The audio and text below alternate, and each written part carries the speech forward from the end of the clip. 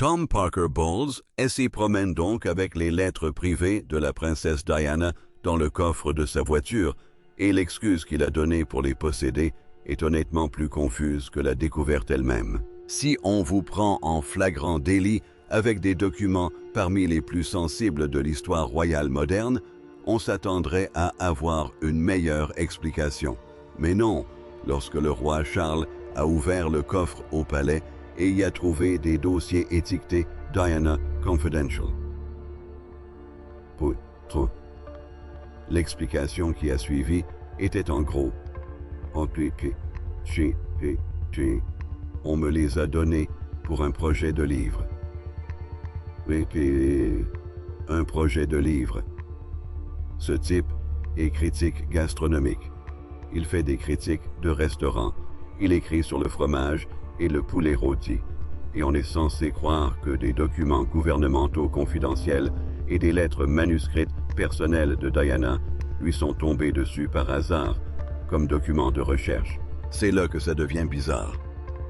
Avant d'entrer dans le vif du sujet, si vous aimez décortiquer les drames royaux et les histoires qui ne figurent pas dans les communiqués de presse officiels, abonnez-vous et rejoignez-nous sur Crown Watch.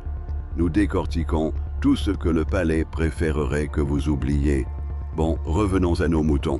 Alors, plantons le décor, car le contexte rend toute cette histoire encore plus étrange. Ce n'était pas un mardi comme les autres.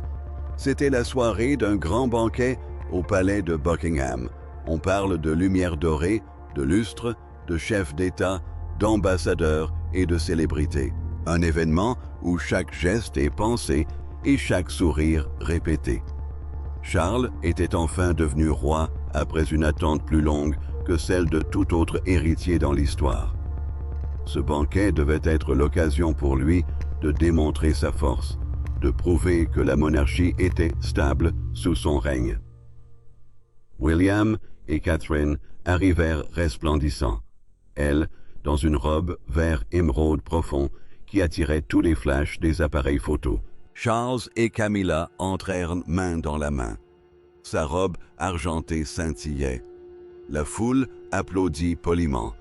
Puis, Tom Parker Bowles arriva dans son élégante voiture noire. Costume impeccable, cheveux soigneusement coiffés. Un nom de plus sur la liste des invités. Sauf que pour William, il n'a jamais été un nom de plus.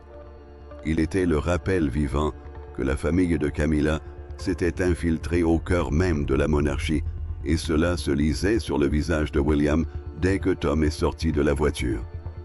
Tendu, concentré, il observait. Le dîner se déroula selon le protocole habituel. Un orchestre à cordes jouait en douceur, la table était recouverte d'une nappe blanche à perte de vue, et des verres en cristal étaient portés à la gloire de l'unité, de l'histoire et des liens entre les nations. Tom était assis à quelques sièges seulement de Charles, riant de bon cœur et discutant avec les ministres de gastronomie, de restaurants et de la vie hors des murs du palais. Certains invités le trouvaient charmant. William, lui, ne riait pas. Pour lui, ce rire sonnait faux, comme un son étranger à la salle royale, et Harry n'était même pas là pour en être témoin. De l'autre côté de l'océan, il avait choisi une autre vie, loin des dîners mondains et des sourires forcés. Sa chaise vide était une déclaration en soi. Ainsi, la soirée était empreinte d'une tension sous-jacente que les caméras ne parvenaient pas à saisir, polie en apparence, bouillonnante en dessous. Lorsque le banquet s'acheva et que les invités commencèrent à se disperser dans la nuit londonienne, Charles s'excusa, disant à Camilla qu'il avait besoin de prendre l'air. Il traversa les couloirs du palais, ses pas résonnant sur le marbre, et sortit dans la cour intérieure. Les gardes étaient à leur poste, silencieux et vigilants. La file de voitures noires luisait sous les lanternes, et c'est alors qu'il remarqua la voiture de Tom. Le coffre n'était pas complètement fermé, il y avait juste un petit espace presque invisible, mais suffisant pour attirer l'attention. Au palais, où la sécurité est plus stricte que partout ailleurs en Grande-Bretagne, rien n'est jamais laissé sans surveillance. Chaque véhicule est contrôlé. Alors, pourquoi le coffre de Tom était-il ouvert? Charles fronça les sourcils. Il jeta un coup d'œil autour de lui. Personne ne le regardait. Il s'approcha, hésita un instant, puis souleva le couvercle du coffre. À l'intérieur, dissimulés sous un tissu sombre, se trouvaient des piles de documents et des enveloppes scellées, ficelées de rouge. Vieilles, usées, marquées de tampons officiels, et posées là, presque exprès, se trouvait une chemise avec l'inscription « Diana Confidential » en lettres capitales. Charles recula d'un pas, le visage blême. Il eut le souffle coupé. Il n'eut même pas le temps de comprendre ce qu'il voyait qu'une voix brisa le silence derrière lui. « William, père, que faites-vous » Le regard de William se porta sur le coffre ouvert et son expression changea instantanément. D'abord le choc, puis une émotion bien plus vive, la fureur. Voilà donc la contradiction fondamentale qui fait dérailler toute cette situation. Tom a expliqué qu'il n'avait rien volé. Il a dit que quelqu'un lui avait donné les fichiers. Un homme avec qui il avait déjà travaillé, un spécialiste des documents rares, lui aurait affirmé détenir des informations sur Diana et que des gens seraient prêts à payer des millions pour les obtenir. Tom prétend ne pas l'avoir cru au début, mais lorsqu'il a vu les documents, il les a pris par simple précaution. En sécurité, dans le coffre de sa voiture, lors d'un banquet au palais où n'importe qui aurait pu les trouver. Ou n'est pas de la mise en sécurité. Ce n'est même pas une bonne cachette. C'est transporter des matières explosives à l'endroit même où leur découverte causerait le plus grand dommage. Si vous vouliez vraiment protéger l'héritage de Diana et empêcher que ces documents ne tombent entre de mauvaises mains, pourquoi les auriez-vous apportés à Buckingham Palace? Pourquoi ne les auriez-vous pas mis dans un coffre-fort? Pourquoi n'auriez-vous pas immédiatement prévenu Charles ou la sécurité du palais? Toute logique s'effondre dès qu'on la met à l'épreuve. Et William a mis la pression.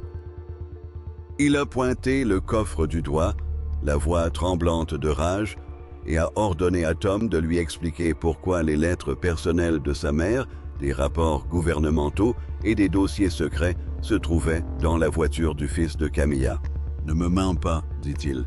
Ce sont des documents privés concernant ma mère. Où les as-tu trouvés? » Chez Tiban, Paul. Tom répondit qu'on lui avait dit qu'ils étaient pour un projet de livre. Un projet de livre? L'incrédulité de William était palpable. C'est que tu t'attends à ce qu'on te croie.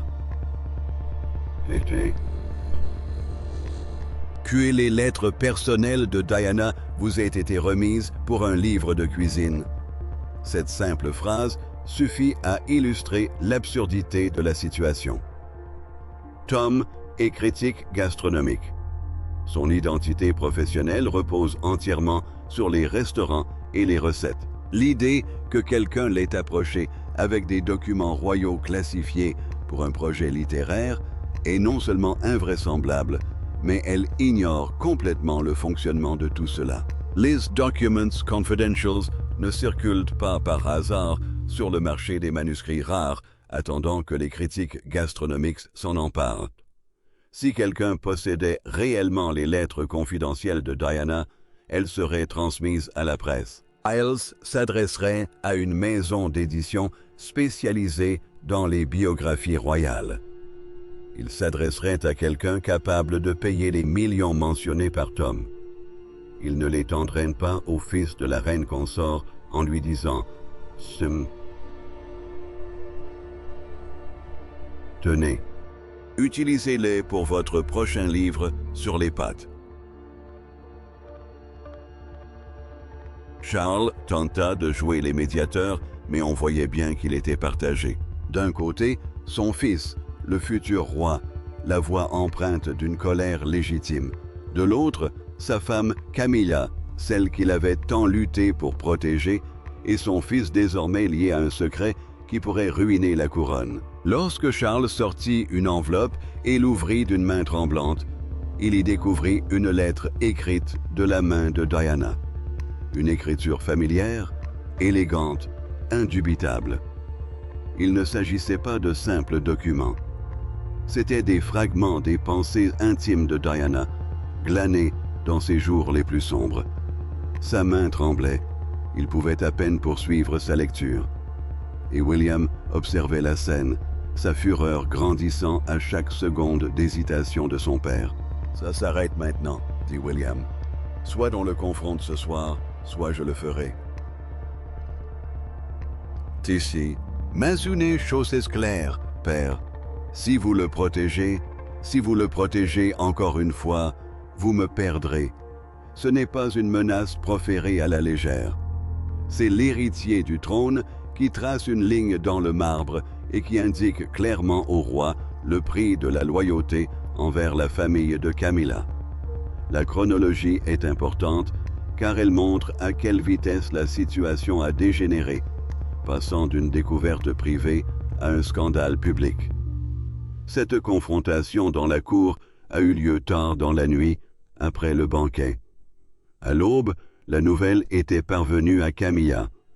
Un simple message a circulé dans les couloirs. Le coffre a été ouvert.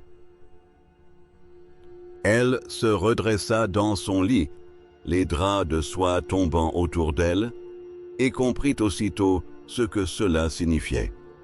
Son aide le lui confirma. William le savait. Il avait vu les lettres et c'était son fils Tom qui avait été arrêté en leur possession. La réaction de Camilla fut la panique pure. Elle s'agrippa au bord du lit, ses bagues lui enfonçant la peau, et murmura « Les lettres de Diana sont dans la voiture de Tom. » Oh. Son pire cauchemar était en train de se réaliser. L'ombre de Diana, le fantôme qui avait tenté toute sa relation avec Charles, s'était levé à nouveau de la manière la plus dangereuse qui soit. Et William, le garçon qui l'avait jadis fusillé du regard avec une haine silencieuse, avait maintenant une preuve pour alimenter sa colère. Elle se précipita dans les couloirs du palais, ses pantoufles raclant la pierre, chaque portrait accroché au mur semblant la scruter d'un œil accusateur. Lorsqu'elle atteignit la cour et vit Charles debout près de la voiture, l'air vieilli, le visage gris de désespoir, et Tom qui traînait non loin, silencieux et honteux, elle s'effondra. « Imbécile, dit-elle à son fils, sais-tu ce que tu as fait? Tu as tout détruit. Tu as rouvert des plaies qui ne s'étaient jamais refermées. Tu as donné à William l'arme qu'il a toujours désirée. » Tom tenta une nouvelle fois d'expliquer qu'il n'avait pas volé les documents, qu'il les gardait en sécurité, mais la réponse de Camilla réduisit tous ses efforts à néant. « En sécurité, tu appelles ça un coffre-fort? Tu, enfermé dans le coffre d'une voiture attendant d'être découvert, à l'abri de qui? Tom, de William, du roi, de moi? Et honnêtement, c'est la question qui reste sans réponse satisfaisante. À l'abri de qui? Si le but était de protéger ces documents contre toute exploitation, les introduire dans l'enceinte du palais était la pire décision possible. Si le but était de les révéler ultérieurement, les cacher dans une malle n'a aucun sens non plus. Si le but était de les vendre, le moment et le lieu sont étranges. Aucune des explications possibles ne correspond aux actions entreprises. C'est ce qui donne l'impression que ce n'est pas un accident, mais plutôt quelque chose qui n'attendait qu'à être découvert. Camilla s'est effondrée sur un banc de pierre, des sanglots la secouant violemment. Tremblante, elle se tourna vers Charles, la voix rauque et désespérée. « Il me haïra à jamais, Charles. Il m'a toujours haï, Mais maintenant, il a une raison. Il dira au monde entier que j'ai détruit sa mère. Il retournera le peuple contre moi. La couronne me glissera des mains avant même d'être solidement fixée. On peut me rejeter. Puis, elle a prononcé les mots qui, paraît-il, ont glacé Charles jusqu'aux os. Ça, ma, chissao. Diana a gagné. Même dans la mort, elle a gagné. Ces mots révèlent l'état d'esprit de Camilla. Il n'était plus question de documentation. Il s'agissait d'une compétition qui durait depuis des décennies et qu'elle sentait vouée à l'échec, d'un fantôme qu'elle ne pourrait jamais semer, et de la prise de conscience que les actes de son fils venaient d'offrir à ce fantôme la victoire qu'elle avait toujours redoutée. Pendant ce temps, William n'en avait pas fini.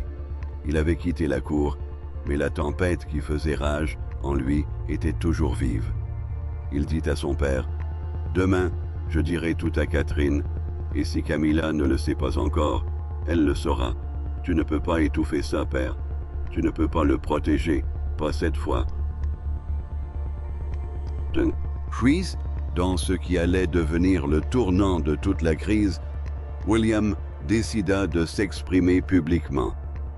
Pendant 2 jours, le palais tenta de contenir l'affaire. Les journalistes se pressaient à chaque coin de rue, les micros levés, les questions fusaient. Le prince William est-il en conflit avec le roi? Le fils de Camilla a-t-il vraiment emporté les lettres privées de Diana? La monarchie est-elle de nouveau engluée dans un scandale?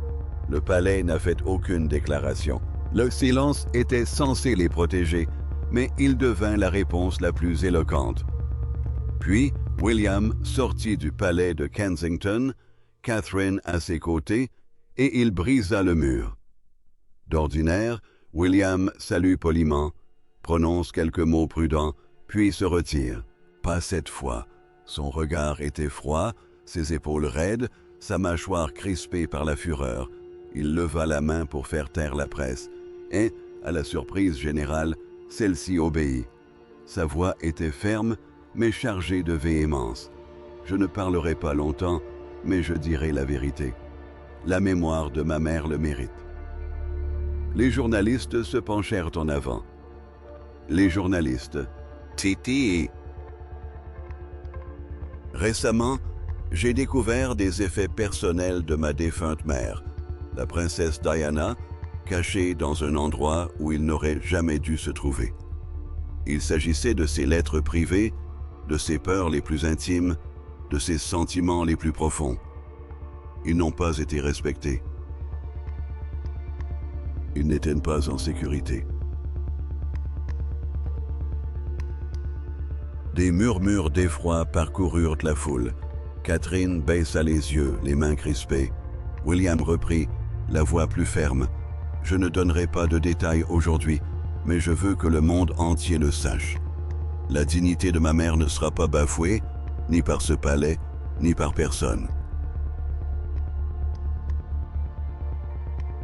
Puis il se détourna, refusant d'en dire plus. Catherine posa la main sur son bras et le guida à l'intérieur. Le mal était fait. En moins d'1 heure, toutes les chaînes d'information britanniques, puis du monde entier, affichaient leurs titres à la une. Le prince William rompait le silence au sujet des lettres de Diana. À Buckingham Palace, c'était le chaos. Les conseillers s'invectivaient d'une table à l'autre, les téléphones sonnaient sans cesse, des déclarations étaient rédigées et remaniées, aucune n'étant assez convaincante pour empêcher l'incendie de se propager à l'extérieur. Charles restait assis en silence, le visage pâle, les mains jointes. Chaque mot qui sortait de la bouche de William le blessait davantage. Il avait supplié son fils de garder l'affaire secrète. William avait choisi de la révéler au monde entier, et c'est là que le schéma plus large se dessine. Il ne s'agissait pas simplement d'un coffre ou d'une nuit. Il s'agissait d'années de deuil non résolu, de colère inexprimée et d'une structure familiale qui avait masqué ses failles derrière des sourires polis et des photos mises en scène. William avait passé toute sa vie d'adulte à jouer le rôle de l'héritier discipliné. Il souriait devant les caméras. Il faisait comme si de rien n'était.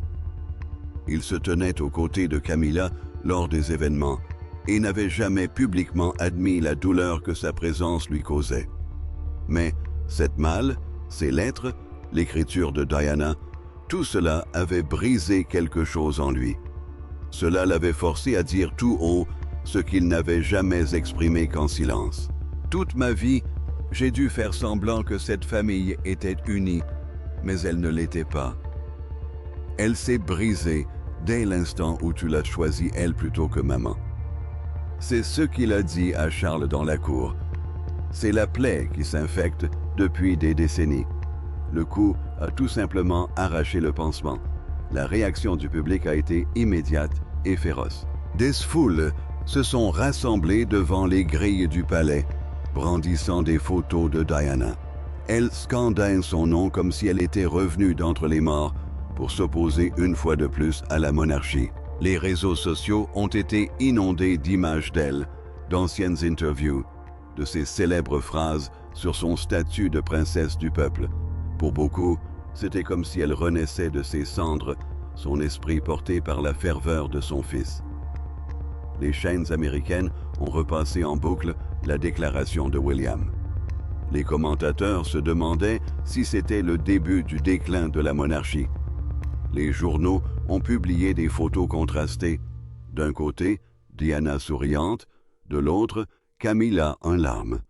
Les gros titres se sont écrits d'eux-mêmes et le public a pris parti. La plupart ont soutenu William, certains ont défendu Charles. Très peu de personnes soutenaient Camilla. Charles, confronté à la plus grave crise de son règne jusqu'alors, prit un risque considérable. Il décida de s'adresser directement à la nation. Ses conseillers le lui déconseillèrent. Il était trop dangereux d'admettre l'existence de ces lettres, trop dangereux pour confirmer que William disait vrai. Mais Charles les a tous mis face à leurs contradictions. Plus de mensonges, a-t-il dit. Si nous nous cachons, nous tombons. Si nous restons silencieux, nous brûlons.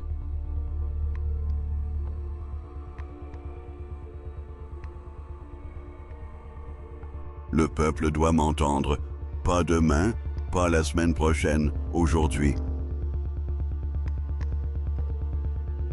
Camilla l'a supplié de ne pas le faire.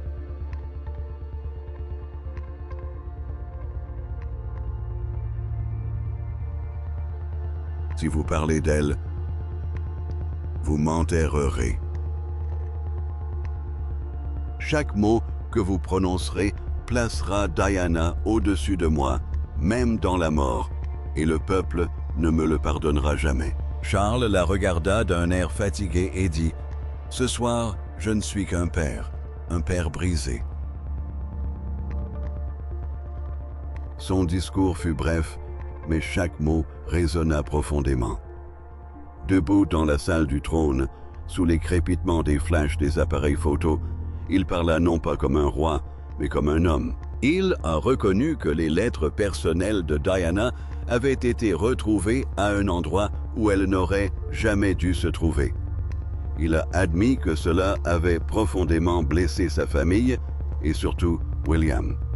Il a déclaré que Diana était la mère de ses enfants, qu'elle serait toujours honorée, toujours présente dans les mémoires, toujours respectée. Puis, il prononça ces mots qui stupéfièrent le pays. « Tout manquement à l'égard de sa mémoire est mon fardeau, et le mien seul. Je vous demande de la patience.